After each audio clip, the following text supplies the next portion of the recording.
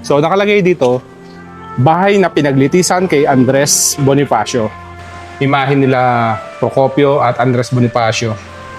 Ang Supremo Andres Bonifacio at ang kanyang kapatid na si Procopio ay binaril alinsunod sa pasya ng hukumang militar ng pamahalang mapaghimagsik. Makikita nyo dito ang imahe ng mga Pilipino bayani. Ito si Jose Rizal Tugsang. So magandang araw sa inyo. Andito tayo ngayon sa may bayan ng Maragondon sa probinsya ng Cavite.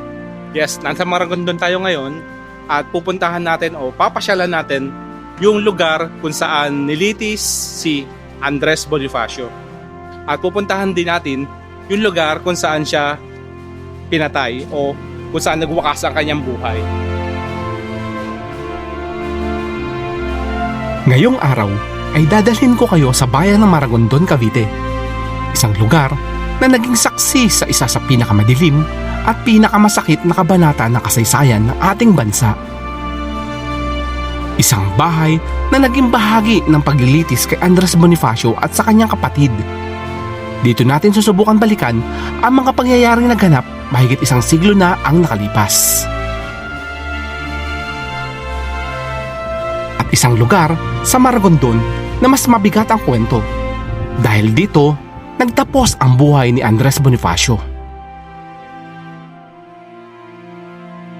At ako, si Kim Chimoto, isang content creator na ang hilig lang naman ay tumuklas at maglakbay. Samahan niyo ako habang unti-unti nating binabalikan ang huling yugto ng buhay ni Andres Bonifacio dito sa bayan ng Maragondon sa lalawigan ng Cavite.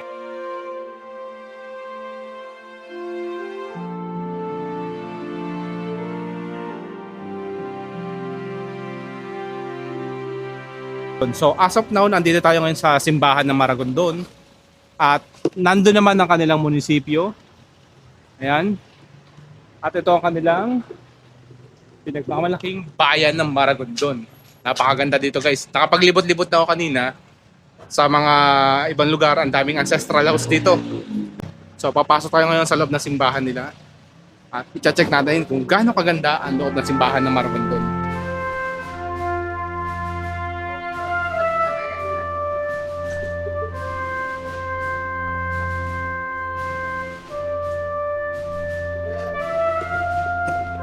Dito guys, may makikita kayong mga lumang libro. Siguro ito'y kasulatan tungkol sa loob ng simbahan, sa mga nangyayari sa loob ng simbahan. May mga pirma. Ayan guys. Tapos may mga antigo tayong gamit na nakikita dito. Ayan o. Alright, napakaganda dito. Mga antigo yung mga gamit dito. Meron din o. May mga antikong gamit na makikita dito. Meron din dito mga lumang litrato. Ayan, may mga lumang litrato na makikita sa loob. At ito ang loob ng simbahan ng Maragondon.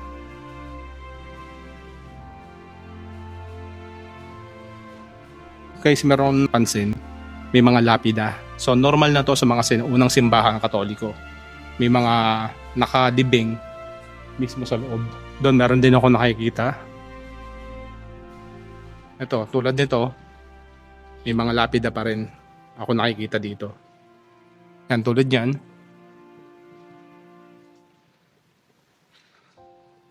Solid, napakaganda dito guys. Oh. Para kang nag-time travel kapag ka napasok mo itong lugar na to.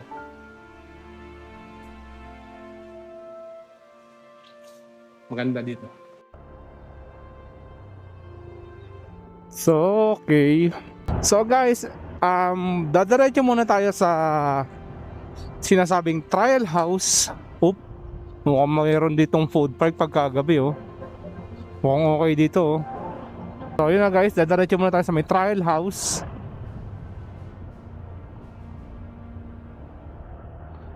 Kung saan, ayun nga, kung saan nilitis si Andres Bonifacio at ang kanyang kapatid.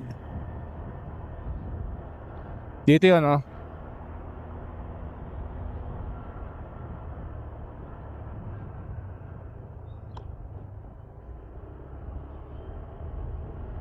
Eto.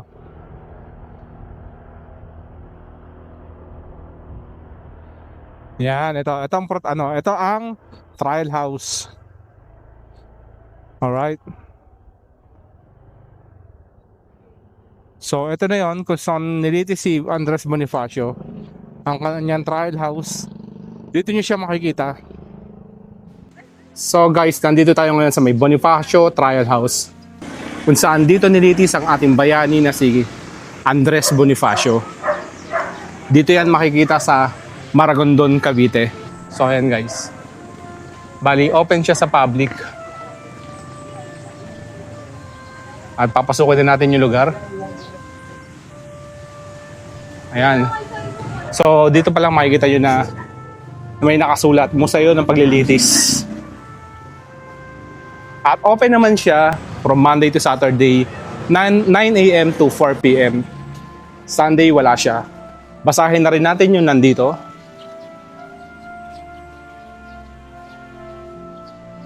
Meron siyang translation ng English at Tagalog. So nakalagay dito, bahay na pinaglitisan kay Andres Bonifacio. Ang bahay na ito ay pinatayo noong 1889 ni Roderico Reyes. Dito nilitis si Andres Bonifacio, ang tagapagtatag ng Katipunan, at ang kanyang kapatid na si Procopio noong Mayo 1897. Nung hukumang militar na pinamumunuan ni General Mariano Noriel, siya ay binaril noong May 10, 1897 sa Bundok Buntis. So hanapin natin ito mamaya. Bundok Buntis. So papasukin natin ito ngayong trial house na to. Trial house ni Andres Bonifacio. So bubuksan natin yung ilaw natin. Ayan. So dito may makikita ka ditong krus, kung di ako nagkakamali. At hindi ko lang sure kung ito yung na-renovate na yung kanyang mga bato, yung loob kung na-renovate na. Pero tingin ko original pa rin yung makikita mo dito. Dito naman ay makikita mo meron ditong painting. Ayan. Na nilalarawan nito ang naging himagsikan noong araw. So ganun din dito. Ito yung famous, ito yung nakikita natin sa Manila. At ganun din mga painting. So mamaya makikita natin yung silid kung saan mismo nilitis ang magkapatid na Andres at Procopio. Yan. So ito, yung simbahan sa Tondo nakalagay dito.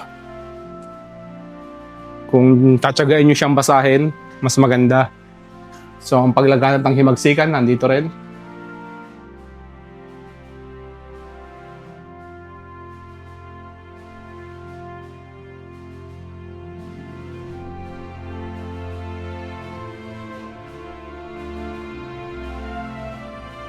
So may nakikita tayo ditong armas. Hindi natin masabi kung kanino yan. Pero ayon sa isa sa mga napagtanong natin sa labas, marahil isa ito sa ginamit ng mga Katipunero noong araw. Meron din dito. Ayan. So akit tayo sa second floor. Yung hagdan ay talagang sinauna. Pero tingin ko na-restore na rin to. So may mga painting din dito sa taas. At dito may makikita kayong mapa. May mga mapa. May mapa ng Cavite, Laguna, Manila, ito parting Batangas.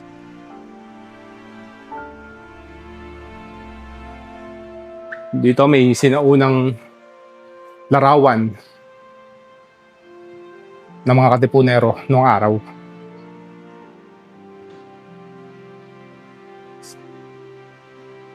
Ano kaya itong to? Legit na skull.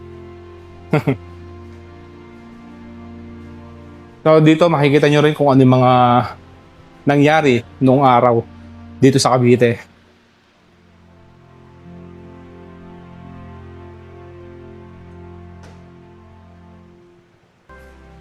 So ito naman si Santiago Alvarez at Pascual Alvarez.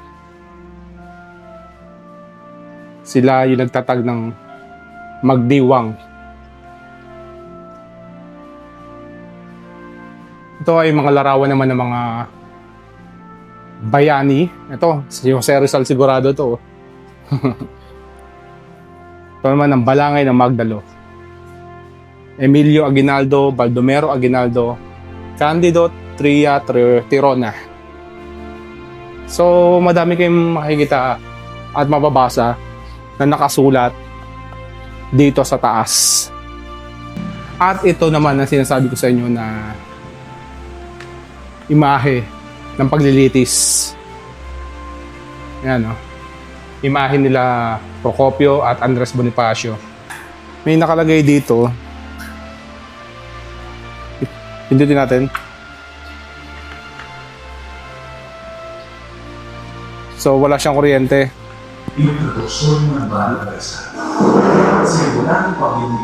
Pinindit ko yun, English version. Akusasyon sa pagpapatalsik sa pamahalaan ni Aguinaldo.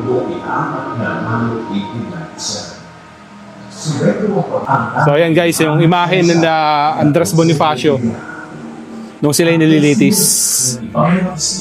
Ang luha ng pulisyo bago ang araw ng paglilitis.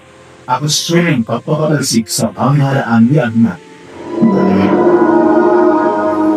Hindi ko po na nalaman ang daming nakawa ng paloy ni Ginoong Andres. Sapagkat ako ikinuturing na awan lamang niya. Pagkatapos ang pulong sa tansa na lamang ito ang masamang panak ni Ginoong Andres. Nagtipon din siya ng mga kawa at ang hiyaya ng mga pinuno ng kawa ng pamahalaan na sumakit sa kanya. So dito guys ay mayroon din mga nakasulat din sa kabilang silid. At ito naman ay si Gregoria de Jesus. So ito na rin yung hagdan pababa. Bababa na tayo. So maliit lang yung bahay pero punong-puno ng kasaysayan.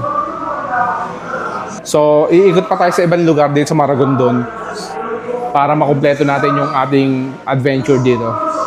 Yung ating historical na research, yung ating paghahanap dito sa Maragondon.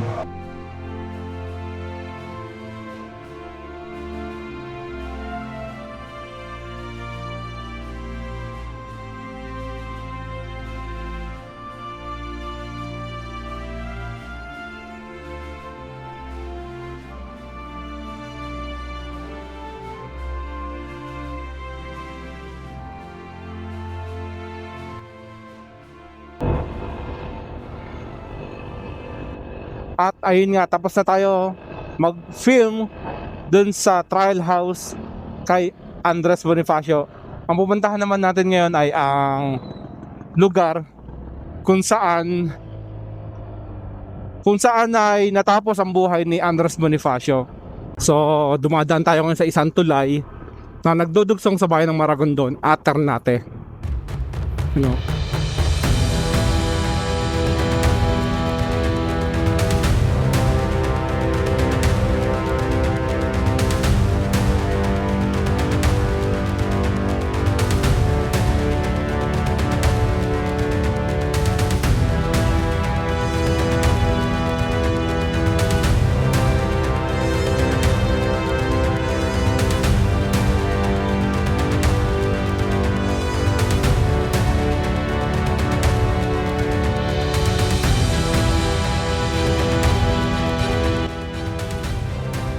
Na yung nasa kanan ko.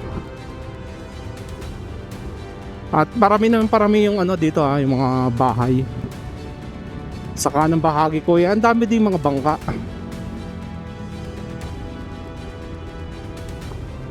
So guys, ito mula din sa highway, ito liliko na tayo dito. May palatandaan dito yung Alphamart at Dali. Yan. Pakyat to papuntang Mount Buntis. Kung saan pinaniniwala ang makikita ang lugar kung saan pinatay Sigat Andres Bonifacio. So may mga matutuklasan tayo pagdating natin sa taas. May mga mababasa tayo doon at may mga makikita tayo doon. At ito na nga ang sinasabi sa Kula. Meron nga tayong dadaanan ditong rough road. Pero ano lang naman to, no, guys, mga ilang minutong rough road lang naman to bago nyo marating ang lugar kung saan pinatay si Andres Bonifacio at ang kanyang kapatid. Medyo malayo-layo pa pala itong binabiyahin namin.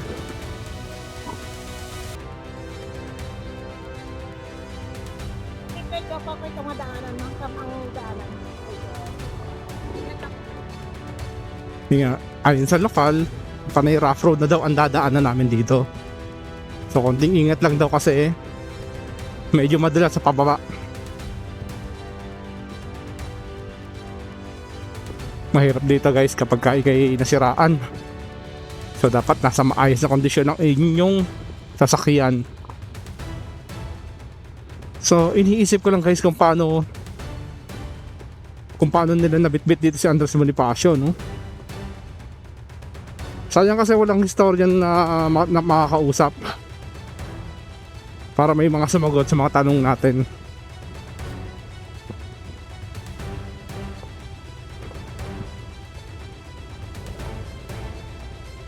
So mula dun sa may tulay ilog sa baba, kaliwa, kasi meron ditong dalawang daanan, kaliwa o kanan.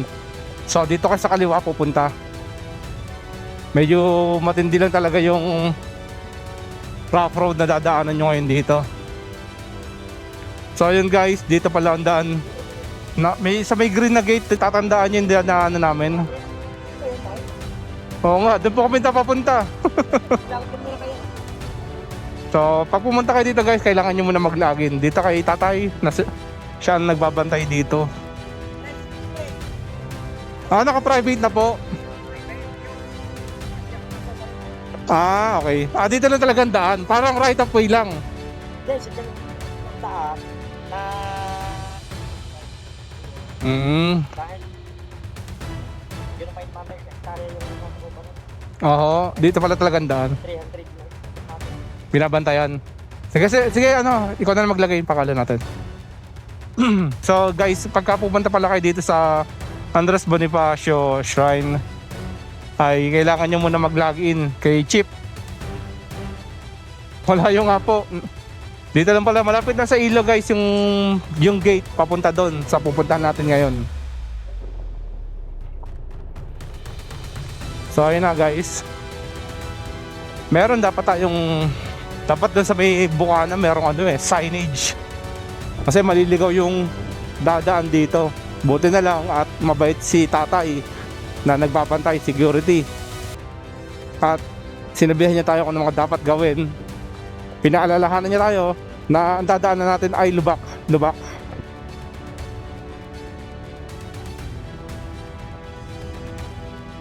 So wala na tayo masyadong napapansing kabahayan at mga tao dito sa lugar na to. At ang oras ngayon ni 3:47. Mabit na tayong abuti ng gabi. So kailangan matagpuan na natin yung Andres Bonifacio Shrine para matapos na ang ating kwento dito sa Maragondon. Napaka-solid dito guys, napaka-solid ng lugar ng Maragondon. Busog na busog sa history. Malawak pala to, no? Dito guys, sementado na yung dadaanan. So napakaganda ng daan dito, para ka nasa hacienda. Yan.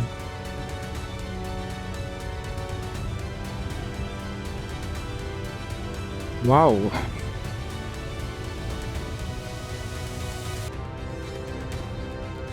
Ito na. Ito na guys, yung Andres Bonifacio Shrine. Sabi ni Chip ay buksan na lang daw namin yung daanan.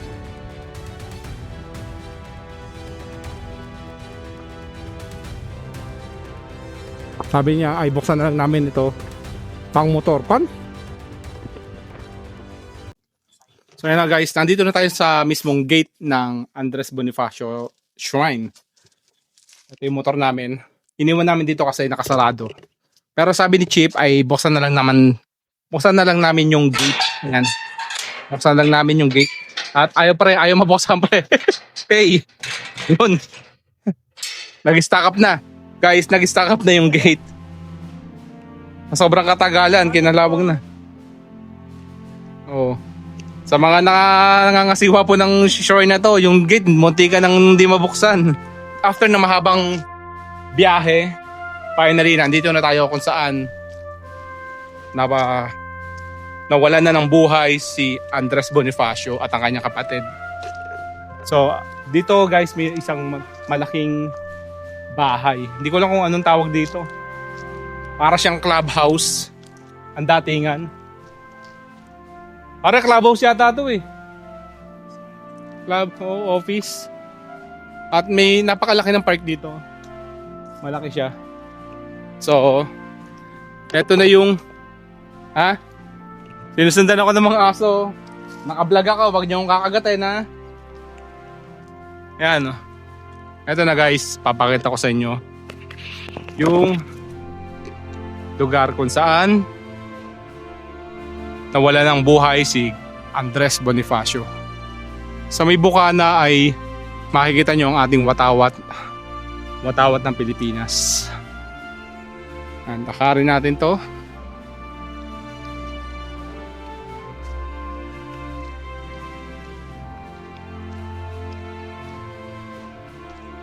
Yan. Ito mukhang tinutubuan ng ugat sa ilalim kasi umaangat. At sa entrada, dito ay may nakasulat.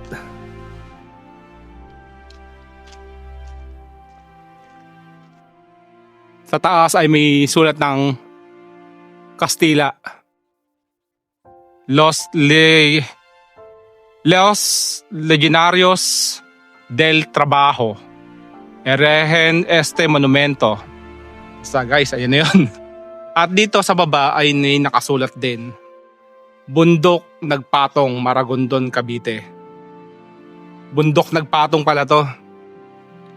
Noong May 10, 1897, sa pook na itong tinatawag na Nagpatong, malapit sa Bundok Buntis. So yung Mount Buntis yung dinaanan natin kanina. So sorry guys, ito pala ay ang Nagpatong, Bundok Nagpatong. Katabi lang pala niya yung Mount Buntis. Ang Supremo Andres Bonifacio at ang kanyang kapatid na si Procopio ay binaril alinsunod sa pasya ng hukumang militar ng pamahalang mapaghimagsik. So ito ang alaala ni Andres Bonifacio sa lugar na to.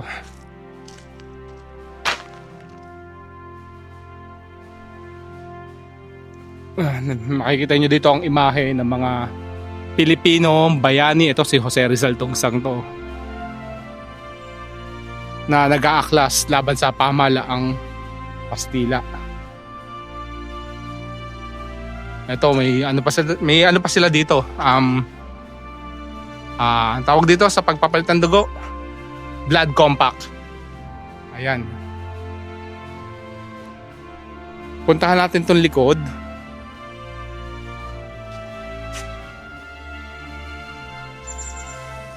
May park doon, may nakita akong tulay.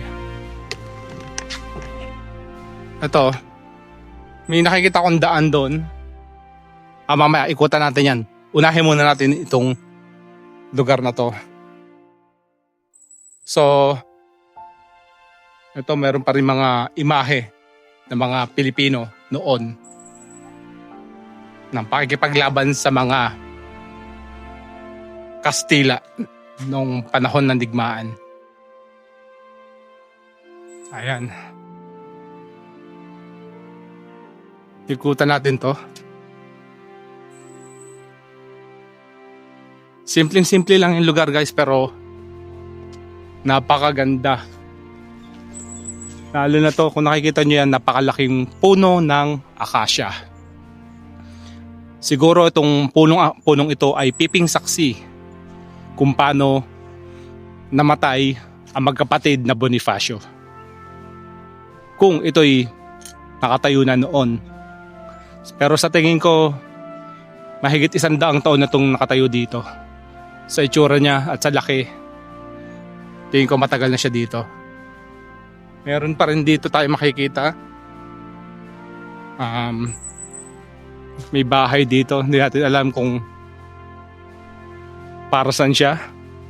At may daan pa dito guys. May napansin ako dito.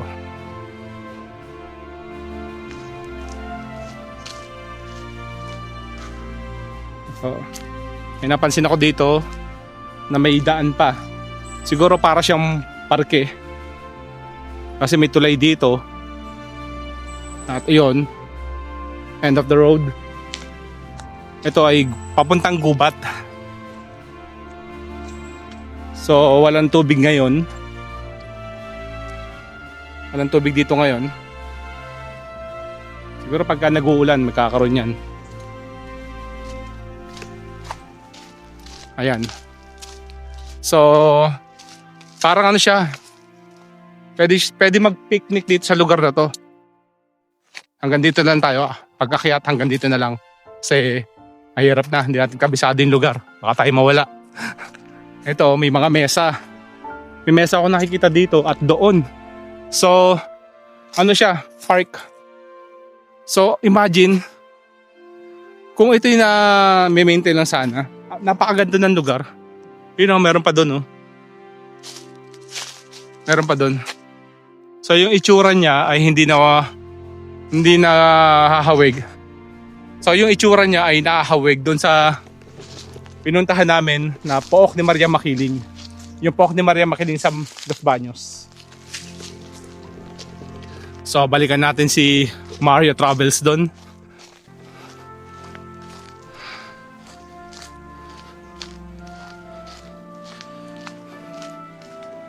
Ganda Ang ganda ng lugar guys.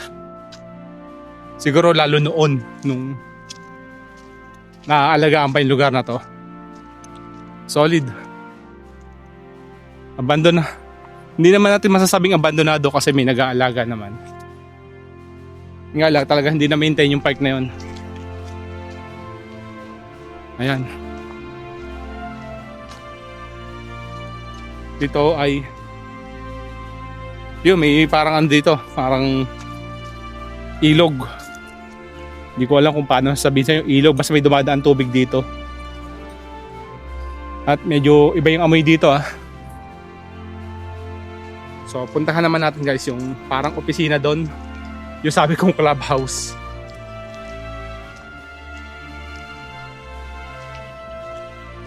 Ganda dito. Maganda. Dumating kami ngayon ay around siguro naglalaro na yung oras sa mga 4:00.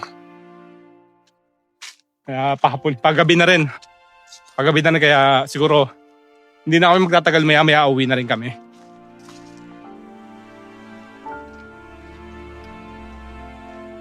Nakakabigay yung katahimikan dito Parang gusto ko moto mystery na lang kaysa moto history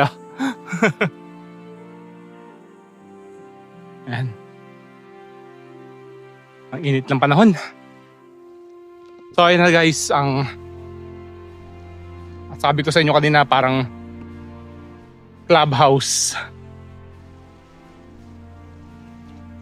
Lapitan na rin natin. At doon meron ako nakikita doon parang bahay na may tindahan. Madumi na dito.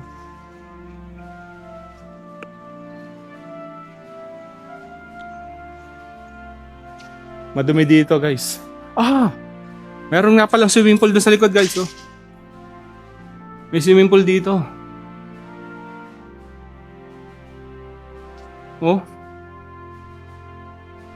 May swimming pool. Dalawang swimming pool at meron palang daan paakyat. Malaki talaga yung lugar. May mga landscaping pa doon sa lugar na yon. Opisina to, oh. Opisina. Wala nang laman.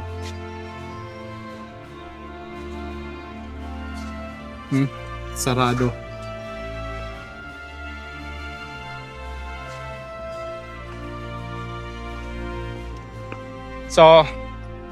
So guys, dito na magtatapos ang ating vlog.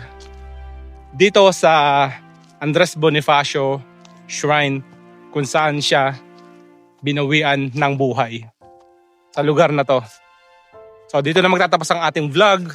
Sana mag-subscribe at mag-like and share na rin kayo dito sa aking page at sa aking YouTube channel. Maraming salamat guys. Aasahan ko yung suporta nyo. Madami pa tayong gagawing ganitong klaseng content. Maraming salamat. Paalam!